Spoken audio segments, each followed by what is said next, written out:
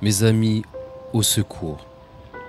Une femme vient de mourir gelée cette nuit à 3 heures sur le trottoir du boulevard Sébastopol, serrant sur elle le papier par lequel, avant-hier, on l'avait expulsée.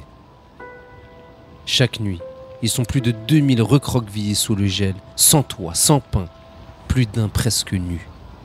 Devant tant d'horreur, les cités d'urgence, ce n'est même plus assez urgent. Chacun de nous peut venir en aide aux sans-abri. Merci. Bonjour à tous, j'espère que vous vous portez bien en ce début de printemps. Comme promis, je tenais à vous tenir informé de l'évolution de la situation qui nous préoccupe actuellement, à savoir cet enfant de 8 ans qui se retrouvait à la rue avec sa maman. Et pour ce faire, je tiens à vous partager un message que j'adresse personnellement à Monsieur Leclerc, préfet de la Seine-Saint-Denis.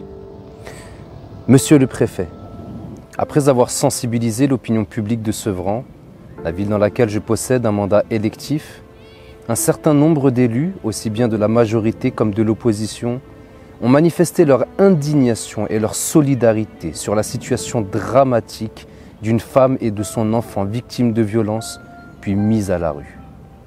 Cet élan de protection et d'alerte a trouvé sa zone de convergence dans le courrier que le premier magistrat de notre ville, le maire Stéphane Blanchet, vous a adressé pour vous responsabiliser dans vos obligations de sûreté envers les habitants régis par votre préfecture.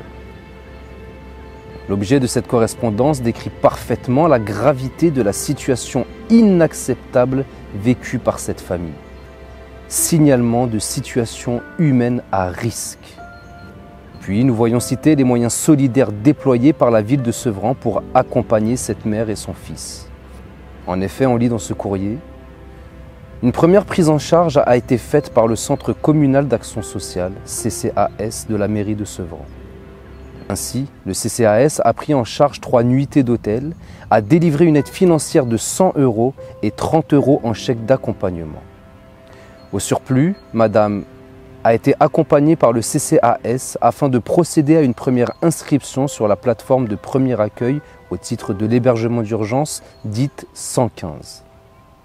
Toutefois, la ville de Sevran ne pourra, juridiquement et matériellement, pas trouver une solution à Madame au titre de l'hébergement d'urgence. C'est la raison pour laquelle je vous préviens de cette situation afin qu'une solution de relogement soit rapidement soumise à Madame et à son enfant. Veuillez recevoir, Monsieur le Préfet, l'assurance de ma haute considération. Monsieur le Préfet, être dans l'errance pour un enfant de 8 ans n'est pas digne des valeurs familiales et éducatives de notre nation. À ce jour, malgré toutes les alertes que j'ai effectuées sur place auprès de vos services, je n'ai obtenu aucune réponse à la hauteur de vos obligations. J'espère que le courrier du maire de Sevran permettra d'accélérer le processus de relogement pour que l'égalité de sûreté et d'éducation s'applique pour cette famille monoparentale.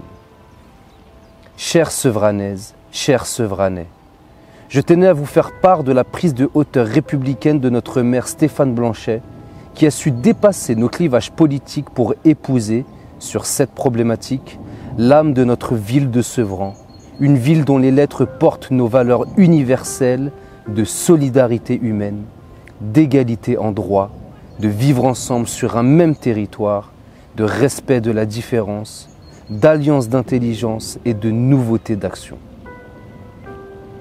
Merci aux élus de la majorité qui ont aidé à l'unité républicaine autour de cette solidarité. Merci également aux quelques élus de l'intergroupe mené par Philippe Geffroy pour le soutien moral et patriote à l'égard de cette famille.